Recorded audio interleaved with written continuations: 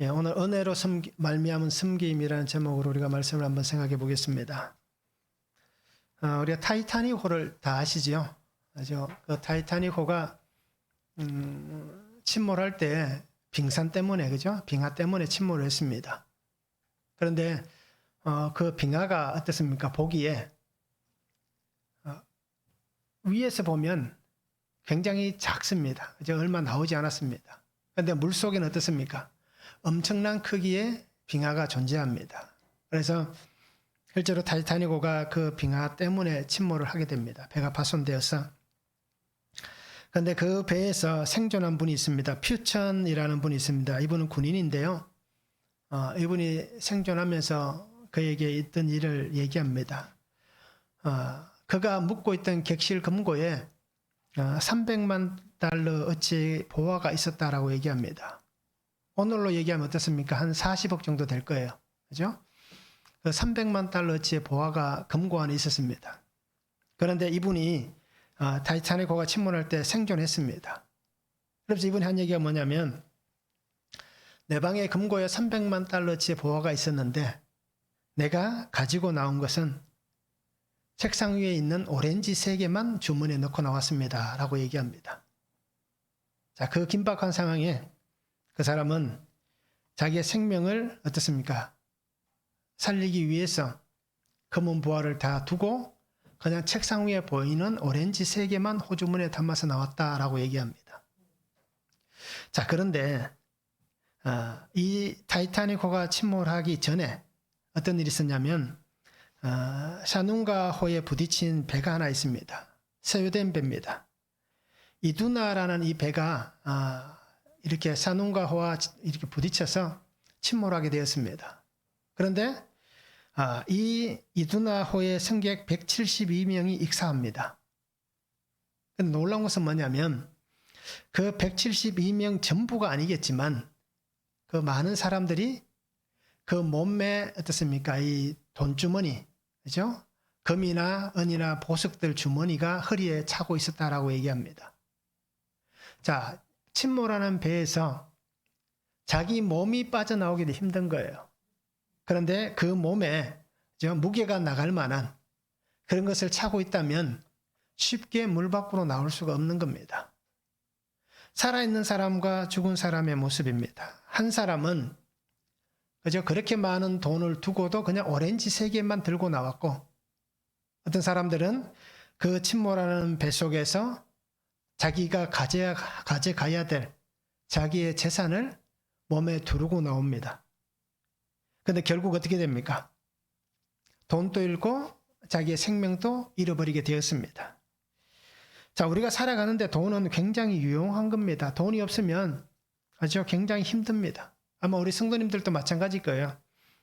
저도 어린 시절에 넉넉하지 않은 가정에서 자랐기 때문에 참 돈이란 게 굉장히 어떻게 보면 우상 같은 삶을 살았습니다. 그렇잖아요?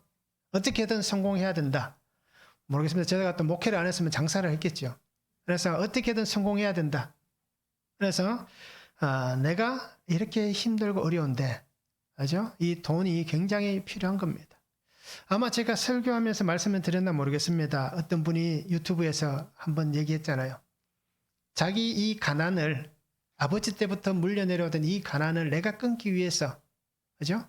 그렇게 밤낮 공부했다고 아마 한번 얘기를 나눈 적이 있을 겁니다. 자, 우리는 이렇게 어떻습니까? 돈이 굉장히 유용하지만 이 돈에 사로잡혀 살아갑니다. 그래서 아마 저도 그렇고 우리 성도님들도 마음은 다 똑같을 거예요. 많이 가지면 좋다. 그렇잖아요? 돈 싫어하는 사람 아무도 없잖아요. 그죠? 공동 가다가 10,000원이 땅에 떨어져 있으면 어떻게 할까요? 주워 가잖아요. 전에 제가 한번 말씀드렸을 거예요. 우리 전도사님, 우리 목사님하고 다른 교회에 있을 때, 그죠? 둘이 이렇게 차를 타고 신방을 가다가 저는 이제 옆에 타고 있고 이제 목사님이 운전을 하고 왔는데 저는 못 봤어요. 근데 길거리 떨어진 10,000원짜리를 본 거예요. 그런데 차를 대고 내려가서 10,000원짜리 주워 오더라고요. 자, 이렇게 사람은 돈을 굉장히 어떻게 보면 사랑한다고까지 표현할 수 없겠지만 굉장히 좋아합니다. 유용한 것이기 때문에. 그런데 이 돈 때문에 어떻습니까? 사람들은 교만해집니다. 그렇죠? 또 돈 때문에 지혜를 잃어버립니다. 어리석게 행동합니다. 돈이 그 사람의 영적인 눈을 어둡게 하여서 어리석게 만들고 방탕하게 할 수도 있는 겁니다. 그리고 우리 성도님들 한번 잘 생각해 보시기 바랍니다. 하나님 앞에서 우리가 무엇을 잃어버릴 수 있는가라는 겁니다.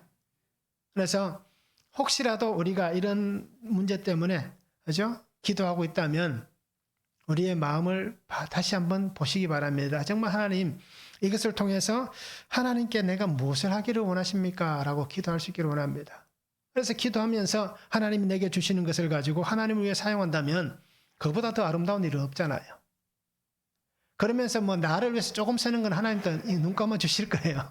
그런데 반대가 되면 안 되겠죠. 그래서 우리가 하나님 앞에서 잃어버리는 안타까운 일들이 일어나지 않도록 그렇게 기도하며 살아가는 삶이 되면 참 좋겠습니다. 오늘 말씀을 한번 보시기 바랍니다. 바울은 예루살렘 교회를 위해서 준비한 헌금에 대해서 다시 한번 고린도 교회에다가 얘기를 합니다. 그래서 여러분들이 1년 전에 이미 작정했던 부분이고 그때 함께 동참했던 부분이기 때문에 억지로나 인색함으로 하지 않았으면 좋겠다라고 얘기합니다. 그러면서 하나님께서 넉넉하게 하셔서 모든 일을 넘치게 하실 것이다. 그러면서 봉사의 직무를 위해서는 복음을 위해서 봉사해야 되고 또 하나님의 영광을 위해서 그것을 봉사해야 된다라고 그렇게 말씀을 나누고 있습니다. 자, 은혜로 말미암은 섬김 첫 번째는 늘 준비되어야 됩니다. 항상 준비되어야 합니다. 1절에서 5절입니다. 성도를 섬기는 일에 대하여는 내가 너희에게 쓸 필요가 없나니 이는 내가 너희의 원함을 알미라. 내가 너희를 위하여 마게도냐인들에게 아가야에서는 1년 전부터 준비하였다는 것을 자랑하였는데 과연 너희의 열심이 퍽 많은 사람들을 분발하게 하였느니라. 그런데 이 형제들을 보낸 것은 이 일에 너희를 위한 우리의 자랑이 헛되지 않고 내가 말한 것 같이 준비하게 하려 함이라. 혹 마게도냐인들이 나와 함께 가서 너희가 준비하지 아니한 것을 보면 너희는 고사하고 우리가 이 믿던 것에 부끄러움을 당할까 두려워하노라. 그러므로 내가 이 형제들로 먼저 너희에게 가서 너희가 전에 약속한 연보를 미리 준비하게 하도록 권면하는 것이 필요한 줄 생각하였노니 이렇게 준비하여야 참 연보답고 억지가 아니니라 라고 말씀합니다. 자, 바울은 고린도 교회 성도들에게 섬김에 대해서 얘기합니다. 그 섬김에 대해서 얘기하면서 어떻습니까? 특별히 여러분들이 이렇게 섬기려고 했었다라고 얘기합니다. 자, 그들의 섬김, 그들의 수고를 바울이 잘 알잖아요. 고린도 교회에서 어떻습니까? 함께 신앙생활했고 1년 6개월 동안 그들을 양육했습니다. 그러면서 교회를 든든하게 세우면서 그들이 얼마나 수고하고 있는지, 얼마나 섬기는지 잘 알았습니다. 자, 그래서 바울은 성도들의 마음을 잘 압니다. 그들이 지금 어떤 상황이고 어떤 마음인지도 잘 알고 있습니다. 그래서 오늘 성경에 보면 그들의 너희의 원함을 안다라고 얘기합니다. 그래서 너희의 원함을 내가 알고 있다. 그렇게 얘기하고 있습니다. 자, 이 원함이란 것은 단어 뜻을 보면 열심이란 뜻이 있습니다. 소원이란 뜻이 있습니다. 또 결심이란 뜻이 있습니다. 그래서 이 원함은 마음에 준비된 것을 얘기합니다. 그래서 바울은 정말 여러분들이 얼마나 열정적으로 얼마나 여러분들이 자기에게 맡겨지고 주어진 그 일에 대해서 잘 준비하고 있는지를 알고 있다라고 그렇게 얘기를 합니다. 그래서 성도를 섬기는 일, 그것은 여러분 안에 있는 정말 하나님의 말씀을 사모하여서 여러분 안에 생겨난 바로 그 은혜다라고 얘기합니다.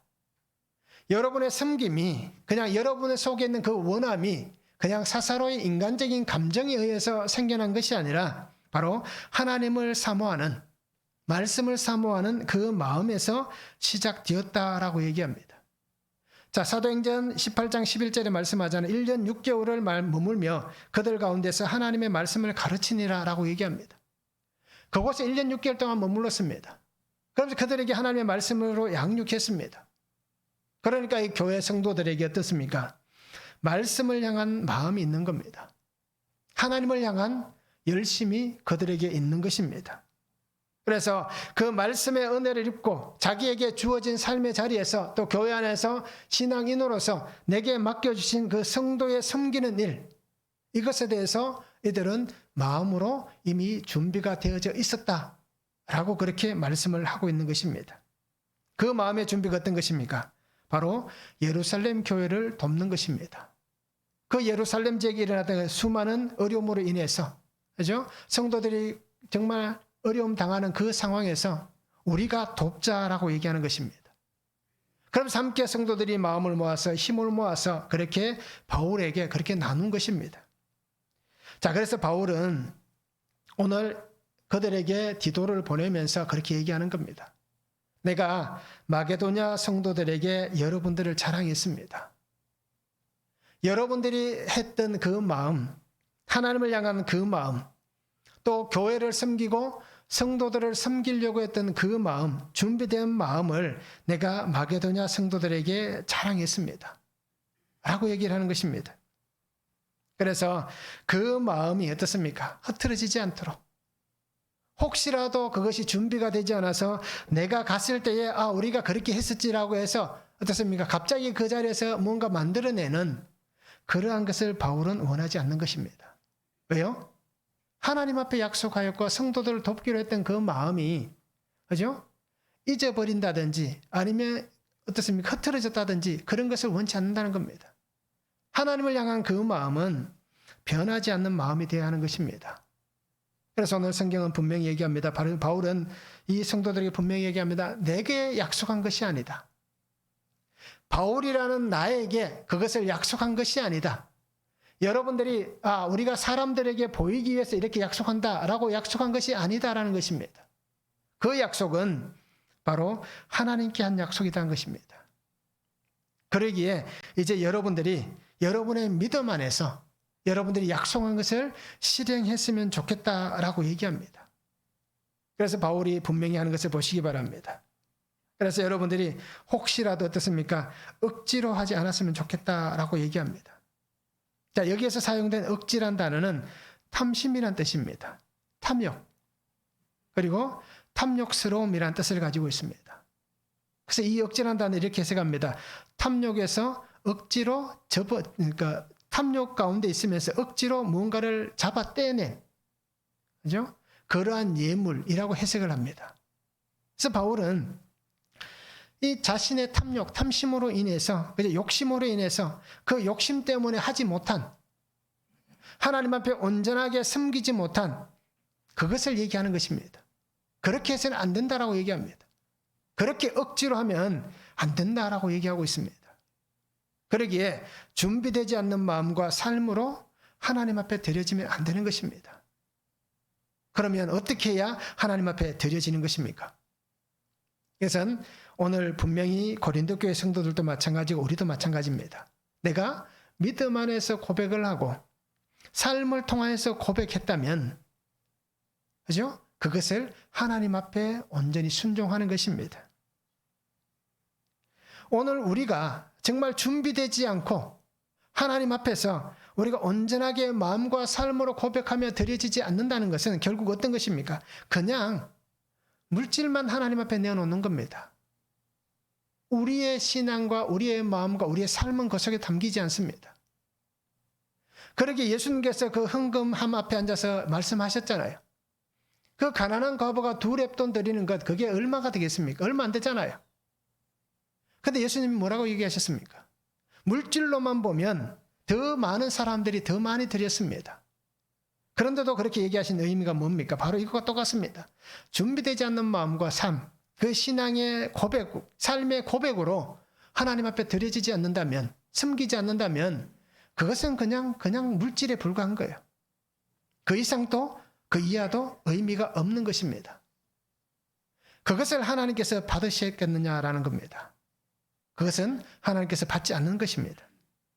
그래서 오늘 우리는 하나님을 향하여서 섬길 때에, 또 하나님을 향하여서 우리가 드려질 때에 헌신이라든지 섬김이라든지 헌금이라든지 우리의 모든 삶의 모습들이, 그죠? 항상 준비되어 있는 그 마음과 자세로 드려야 되는 겁니다. 나는 어떻습니까? 하나님 앞에 이렇게 잘 준비된 자세로 드리고 있습니까? 아니면 그냥 내가 쓰고 남은 것을 드립니까? 어떻습니까? 하나님 것을 내가 먼저 구별합니까? 구분합니까? 예전에 우리 어르신들은 그렇게 했잖아요. 아마 그런 분들 보신 분들 있을 거예요. 그때는 은행에서 뭐 좋은 돈, 신권을 못 바꿀 때니까 어르신들 어떻게 합니까? 1,000원이든 5,000원이든 10,000원이든, 그죠? 그 하나님 앞에 드린다고 어떻게 합니까? 다리미로 예쁘게 다려서 그걸 헌금을 드리더라고요. 자, 이게 바로 준비된 마음과 자세잖아요. 내가 하나님 앞에 드리는 것. 바로 이러한 마음으로 우리가 항상 준비가 되어 있어야 되는 겁니다. 그러기에 억지로 우리가 내 욕심 때문에, 내 탐욕으로 인해서 그것을 억지로 떼어내지 않기를 바랍니다. 아니면 내가 직분 때문에, 그죠? 내가 교회에서 이 직분을 받았기 때문에, 아니면 그죠? 뭐 사람들이 보는 눈이 있어서, 그 사람이 뭐 어떻게 하는지 모르지만 그것도 혼자 자기 스스로가 그렇게 인식할 거예요. 다른 사람은 별로 관심도 없는데 본인이 그렇게 인식할 거예요. 사람들이 혹시 나를 그렇게 하지 않을까 해서 다른 눈을 의식하는, 어쩔 수 없는 이런 모습이 우리에게 있다면 우리가 오늘 바울의 말같이 항상 준비가 되어져 있는 그런 믿음의 자세로, 삶의 고백으로 하나님 앞에 드리시면 참 좋겠습니다. 전도서 5장 4절에 이렇게 말씀합니다. 내가 하나님께 서운하였거든 갚기를 더디게 하지 말라. 하나님은 우매한 자들을 기뻐하지 아니하시나니 서운한 것을 갚으라라고 얘기합니다. 이 서운한 것을 갚으라는 얘기는 어떻습니까? 준비된 마음과 고백으로 하나님 앞에 나아가라는 얘기입니다. 그리고 우리가 그런 은혜 안에서 있으면 좋겠습니다. 한번 적용해 보시기 바랍니다. 나의 섬김은 준비가 된 섬김입니까? 아니면 혹시라도 그러니까 섬김이 내가 정말 준비가 되어져 있는 섬김인지 우리가 한번 적용해 보시고요. 그리고 그 섬김의 중심이 무엇인지 한번 적용해 보시기 바랍니다. 하나님의 말씀의 중심으로 내가 섬기는가? 나를 위해서 섬기는가? 한번 적용해 보시기 바랍니다. 그죠? 아마 이거 해보면 분명히 차이가 날 거예요. 내가 정말 말씀 안에서 하나님의 은혜 안에 섬기는 사람인가? 아니면 내 자신을 위해서, 이거 우리가 다르게 기복적 신앙을 가지고 이렇게 하면 하나님이 복 주실 거야. 이렇게 하면 하나님이 우리의 가정을 형통하게 하실 거야. 이렇게 하면 우리 자녀들이 잘 될 거야. 라는 자신을 위한 섬김이 있는지 우리가 한번 적용해 보시면 좋겠습니다. 또 하나는 하나님께 드려지는 모든 것을 믿음으로 내가 잘 준비하여 드리고 있는가? 한번 적용해 보시면 좋겠습니다. 자, 두 번째는 은혜로 말미암아 생긴 두 번째는 감사함으로 뿌려야 합니다. 6절에서 11절입니다. 이것이 곧 적게 심는 자는 적게 거두고 많이 심는 자는 많이 거둔다는 말이로다.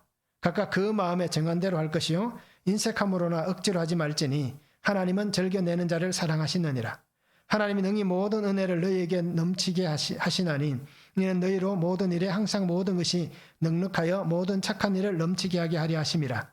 기록된 바 그가 흩어 가난한 자들에게 주었으니 그의 의가 영원토록 있는 일 함과 같으니라. 심는 자에게 씨와 먹을 양식을 주시는 이가 너희 심을 것을 주사 풍성하게 하시고 너희 의의 열매를 더하게 하시리니 너희가 모든 일에 넉넉하여 너그럽게 연보를 하면 그들이 우리로 말미암아 하나님께 감사하게 하는 것이라 라고 말씀합니다. 자, 바울은 고린도 교회 성도들에게 얘기합니다. 헌금에 대한 책임만 얘기하지는 않습니다. 여러분들이 그렇게 정했으니까 당연히 해야 됩니다라고 얘기하면서 여러분들의 책임 의무다라고 얘기하지는 않습니다. 바울은 오늘 말씀에서 헌금하면서 그 원리, 또 헌금 안에서의 축복, 이것을 함께 얘기를 하고 있는 것입니다. 그러면서 농부에 대한 비유를 하잖아요. 농사를 짓는 비유를 합니다. 그래서 하나님께서 주시는 은혜와 복을 말합니다. 적게 심는 자는 적게 거두고 많이 심는 자는 많이 거둔다라고 얘기합니다.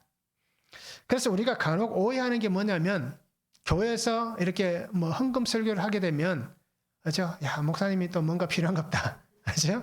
교회가 뭔가를 또 해야 되는갑다라고 오해하시는 분들이 참 많습니다. 그래서 오늘날 제가 올해 이렇게 설교한 것을 이렇게 가만히 생각해 보니까요. 헌금에서 여러 번 설교를 했습니다. 올해. 그죠? 제가 뭐 하고 싶어서 한 건 아니에요. 그냥 우리가 큐티 본문에 따라서 하다 보니까 그렇게 하게 되었습니다. 그런데 다른 교회에서는 보니까요. 1년 내에 있어도 헌금에 대해서 설교하기가 참 어렵습니다. 성도들이. 예전에는 안 그랬는데 오늘날은 참 이게 어렵게 되었습니다. 자, 이렇듯 오늘 우리가 잘 오해하면 안 되는 겁니다. 아, 목사님이 또 하시는구나. 오해하시면 안 되는 거예요. 자, 잠언 11장 24절과 25절에 보면 헛터 구제하여도 더욱 부하게 되는 일이 있나니 과도히 아껴도 가난하게 될 뿐이니라. 구제를 좋아하는 자는 풍족하여질 것이요 남을 윤택하게 하는 자는 자기도 윤택하여지리라 라고 얘기합니다. 갈라디아서 6장 7절에도 말씀합니다. 스스로 속이지 말라. 하나님은 업신여김을 받지 아니하시나니 사람이 무엇으로 심든지 그대로 거두리라 라고 말씀합니다. 자, 이것이 바울이 얘기하는 헌금에 대한 원리와 복입니다. 농사의 비유를 얘기한 것과 똑같습니다. 적게 심는 자는 적게 거두고 많이 심는 자는 많이 거둔다라고 얘기합니다. 자, 우리가 씨앗을 뿌립니다. 그런데 내가 씨앗을 뿌리지만 이것을 통해서 많이 거둘 것이다 라고 생각하며 뿌리는 농부가 있습니까? 다 그렇게 생각하잖아요. 내가 씨앗을 뿌리고 농사를 시작할 때는 지금 내가 뿌린 것은 무조건 올해는 다른 때보다 더 거둘 것이다 라는 기대를 가지고 뿌립니다. 다 그런 마음이 있습니다. 그런데 오늘 성경은 뭐라고 얘기합니까? 씨앗을 뿌리면서 성경에서 얘기하는 것은 내가 더 거둘 것이다 라는 것은 있을 수 없다는 얘기입니다. 뿌린 만큼, 그죠? 심은 만큼 거두게 된다라는 것입니다. 자, 그런데 우리가 살아가는 삶이 어떻습니까? 농사를 짓다면, 그죠? 올해 농사가 참 잘 된다라고 생각했는데 갑자기 태풍이 올라옵니다. 아, 올해 참 괜찮다라고 얘기했는데 갑자기 돌풍이 붑니다. 올해 참 이렇게 어획량이 좋다라고 얘기하고 있는데 갑자기 어떻습니까? 바다에 이상이 생깁니다. 생각지도 않았던 일들이 우리 주위에 수도 없이 일어납니다. 그렇기 때문에 결실에 대해서는 우리가 장담할 수가 없습니다. 그런데 오늘 바울이 하는 그 원리와 축복은 어떤 겁니까? 결실에 대해서 우리가 장담할 수는 없지만 그러나 우리가 할 수 있는 것은 하나님 앞에 내어놓는 것, 하나님 앞에 뿌리는 것. 전도서 11장의 말씀도 하잖아요. 손을 펴면, 물 위에 손을 펴면 사라지는 것 같은데 여러 날 후에 도로 찾을 수 있는 그 은혜를 하나님이 주시는 겁니다. 그래서 결실은 내가 원함으로 완성되어지는 것이 절대 아닙니다. 하나님께서 허락하시고 하나님께서 주셔야만 결실의 열매를 거두어 들을 수가 있는 겁니다. 이것이 원리이고 이것이 축복입니다.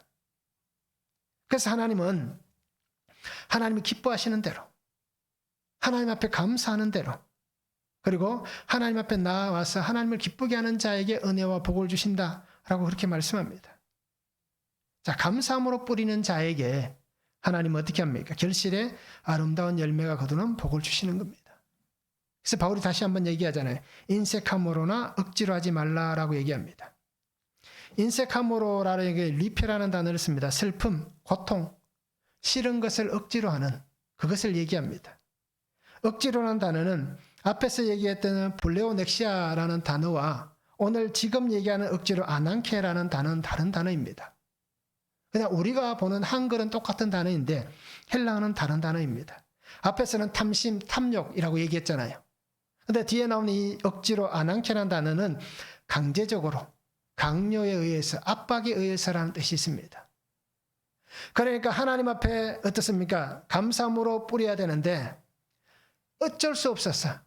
그죠? 싫은데 그 고통 가운데에서 정말 그 압박 때문에 어쩔 수 없이 내가 합니다. 그죠? 그렇게 하는 것을 얘기합니다. 그렇게 해서는 안 된다라고 얘기합니다. 그래서 표준 세번역에는 이렇게 얘기합니다. 아까워하면서 내거나 마지 못해서 하는 일은이라고 얘기합니다. 자, 이런 것은 하나님의 기쁨이 되지 못하는 겁니다. 한 예를 우리가 잘 알잖아요. 사도행전 5장 4절에 보면 땅이 그대로 있을 때에는 내 땅이 아니며 판 후에도 내 마음대로 할 수가 없더냐.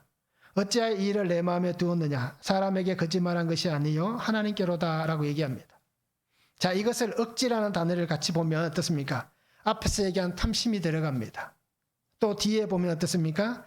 어떻게 보면 강요에 의해서 라고 얘기할 수 있습니다. 누굽니까? 아나니아와 삽비라 얘기입니다. 그들이 땅을 판 어떻습니까? 앞에서 하는 성도들을 보면서 너무 좋아 보이잖아요. 교회 칭찬을 받잖아요. 그러니까 나도 하면 이렇게 좋은 칭찬을 받겠다는 마음에서 자기의 가진 것을 팔고 하나님 앞에 헌금하기를 원했지만 어떻습니까? 아까움이 생겨나는 겁니다. 억지로 떼어내는 마음이 생긴 거예요. 그러니까 그가 하나님 앞에 어떻습니까? 거짓말한 것이 되잖아요. 자, 이렇듯 하나님께서는 이것을 원하지 않는다는 얘기입니다. 그냥 우리가 드려지는 헌금, 아니면 헌신, 또 우리가 성도로서 섬기는 이 모든 것들이 하나님의 은혜 안에서 지나치도록 하면 좋겠지만, 그러나 그렇지 않다 하더라도 하나님께서는 왜 너 그렇게 하느냐라고 말씀하시지 않습니다. 오히려 내가 할 수 있는 범위 안에서, 내 한계 안에서 최선을 다하고, 그죠? 최고의 아름다운 열매를 하나님 앞에 드릴 수 있는 그러한 마음으로 헌신하고 섬기는 그 삶을 하나님이 더 기뻐하시는 것이지, 이렇게 지나치는 것을 하나님께서 원치 않을 수도 있다는 겁니다. 그래서 바울은 고린도 성도들에게 분명히 얘기합니다. 하나님께서 주실 것이다. 하나님께서 풍성하게 하실 것이다. 하나님께서 여러분에게 열매가 있게 하실 것이다 라고 말씀합니다. 그렇게 성도가 하는 것은 오직 감사함으로, 감사로만 하나님께 나아가는 겁니다. 감사가 사라져버리면 모든 것은 의무감이 됩니다. 그렇잖아요. 감사가 사라져버리면 억지로 생색이 되는 겁니다. 아, 내가 이만큼 하잖아요, 하나님. 이렇게 생색이 될 수밖에 없습니다. 감사가 사라져버리면 나만 남게 됩니다. 나라는 존재만 남게 됩니다. 감사하는 성도에게 주신 그 마음, 그것을 우리가 잘 기억하시기 바랍니다. 감사는 하나님 주신 마음입니다. 그러게 이 감사는 하나님께서 약속하신 그 은혜를 잃어버리지 않게 하는 겁니다. 이 감사는 하나님의 은혜를 잃어버리지 않고 더 많은 은혜의 역사를 이루어가게 하시는 하나님의 마중물입니다. 감사가 없으면 하나님의 은혜의 샘이 폭발하지 않습니다. 이 감사가 마중물이 되어서 하나님이 부으시는 그 은혜가 멈추지 않고 끊임없이 솟아나게 하는 마중물이 되는 겁니다. 감사는 길을 잃어버리지 않게 합니다. 그래서 이 감사함을 통하여서 길을 잃어버리지 않고 하나님께서 우리를 인도하시는 하나님의 소망의 항구로 들어가는 그 은혜와 축복인 것입니다. 그리고 우리 성도님들이 감사하시기 바랍니다. 감사로 드리시고 감사로 이 씨앗을 잘 뿌리시는 그런 삶이 되면 좋겠습니다. 적용해 보시기 바랍니다. 나는 구제하는 일에, 아니면 하나님 앞에 이렇게 헌신하는 일에 마지못해 참여합니까? 아니면 즐겁게 참여합니까? 한번 적용해 보시기 바랍니다. 그죠? 저도 가끔씩 그럴 때가 있습니다. 헌금할 때, 야, 너무 많은데? 라고 생각할 때가 있습니다. 그래서 예전에 한번 그런 일이 있었어요. 제가 처음에 하나님 앞에 이렇게 마음 먹었을 때 금액은 이만큼이었습니다. 그런데, 그죠? 그만큼 너무 안 많나? 이렇게 해서 반만 했습니다. 그런데 결국 다 했습니다. 왜냐하면 그걸 잃어버린 거예요, 진짜. 헌금할 때는 잃어버린 거예요. 그래서 그때 깨달았습니다. 야, 그죠? 하나님 처음 주셨던 마음대로 하는 게 맞지. 중간에 아깝다는 생각이 들어가니까, 그죠? 정말 그 딱 잃어버리고, 그죠? 또 그만큼 다시 하게 되는 거예요. 그래서 우리가 정말 이 마음을 한번 잘 적용해 보시기 바랍니다. 정말 내가 구제하고 헌신하고 섬기는 일에 마지못해 참여하는가, 아니면 즐겁게 참여하고 있는가, 한번 적용해 보시기 바랍니다. 자, 감사합니까? 그럼 무엇이 감사합니까? 감사함으로 이루어 가야 될 나의 수고와 섬김은 무엇입니까? 그죠? 감사하다면 내가 어떤 수고를 해야겠습니까? 내가 어떤 섬김을 가져야겠습니까? 어떻게 섬겨야겠습니까? 한번 적용해 보시면 좋겠습니다. 자, 세 번째는 봉사의 직무를 충실하게 하게 하십니다. 12절에서 15절입니다. 이 봉사의 직무가 성도들의 부족한 것을 보충할 뿐 아니라 사람들이 하나님께 드리는 많은 감사로 말미암아 넘쳤느니라. 이 직무로 증거를 삼아 너희가 그리스도의 복음을 진실히 믿고 복종하는 것과 그들과 모든 사람을 섬기는 너희의 후한 연보로 말미암아 하나님께 영광을 돌리고 또 그들이 너희를 위하여 간구하며 하나님이 너희에게 주신 지극한 은혜로 말미암아 너희를 사모하느니라. 말할 수 없는 그의 은사로 말미암아 하나님께 감사하노라 라고 말씀합니다.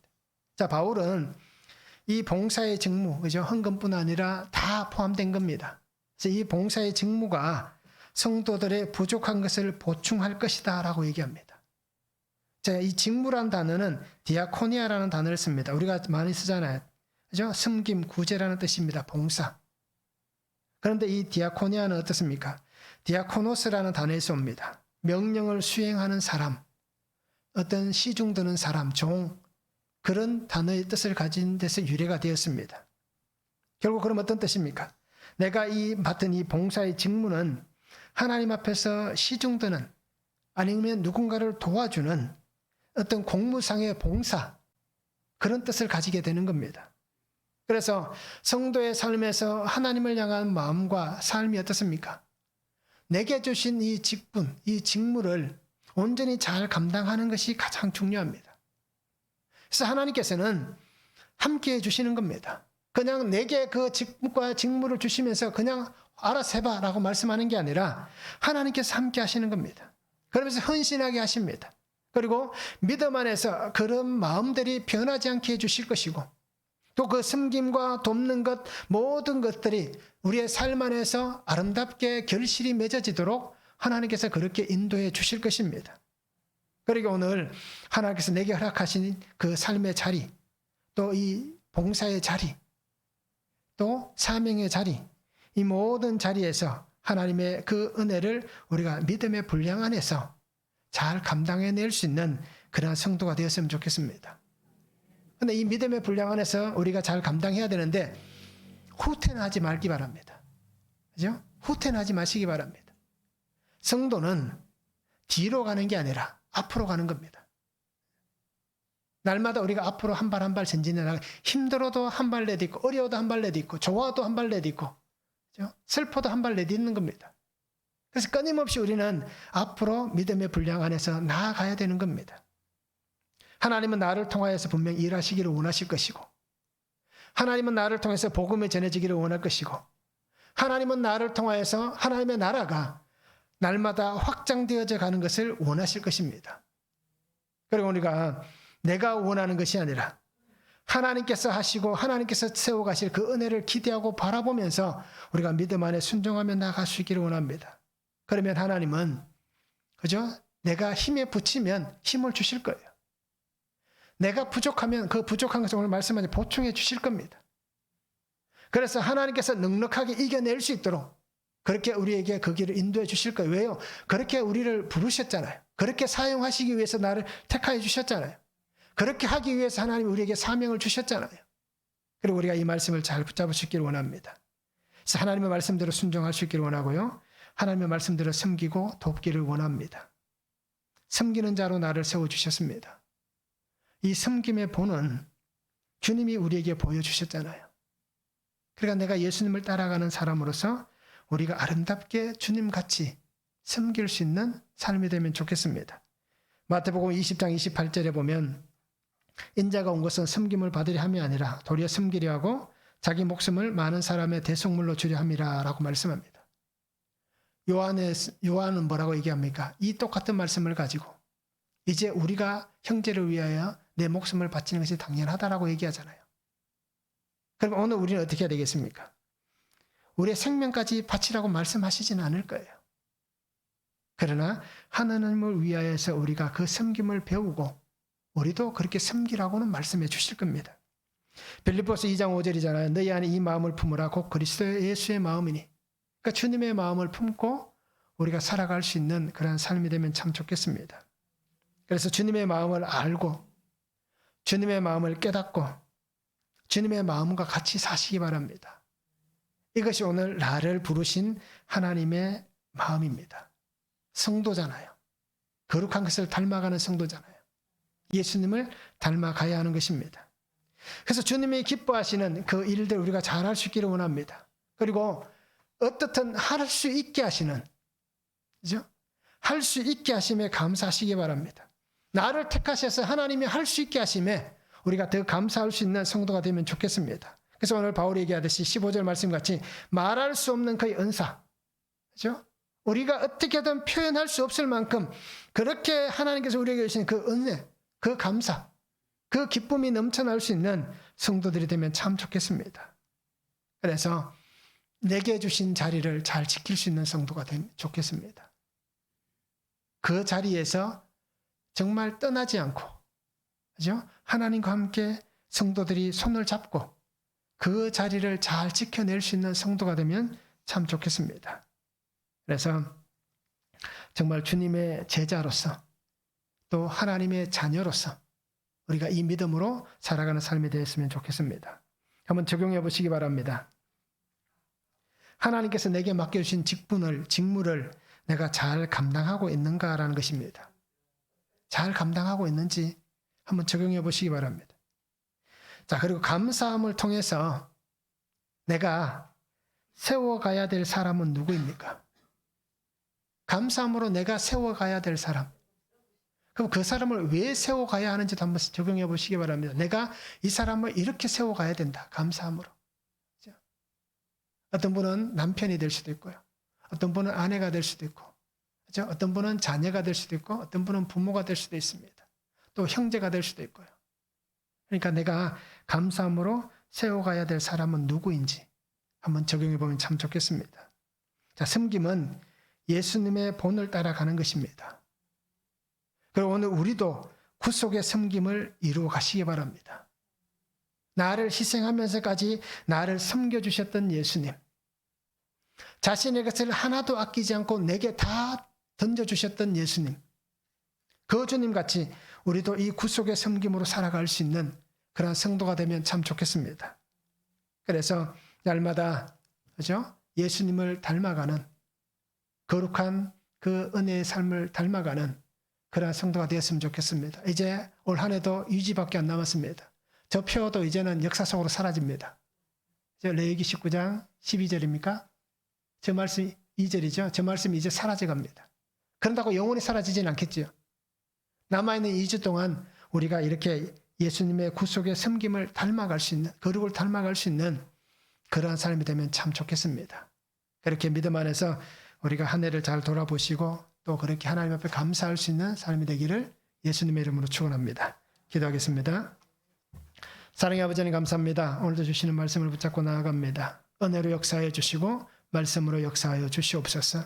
우리의 삶의 모든 것이 주님에게서 왔사오니 주님의 것을 주님께 드릴 수 있는 마음도 허락하여 주시고 또 오늘 말씀같이 정말 하나님 앞에서 은혜로 말미암은 섬기는 귀한 성도가 되어서 항상 준비된 자가 되게 하시고 늘 감사하게 하시고 또 하나님께서 그 봉사의 직무를 감당하게 하실 때에 모든 것을 우리가 믿음으로 순종하며 갈 수 있는 귀한 성도의 삶이 되도록 은혜를 다하여 주시옵소서. 부족한 것을 하나님께서 보충해 주신다라고 말씀하셨사오니 아버지 하나님 날마다 삶의 모든 환경 속에 여호와의 풍성하신 은혜 역사들이 일어나도록 아버지 하나님 은혜 위에 은혜를 다하여 주시옵소서.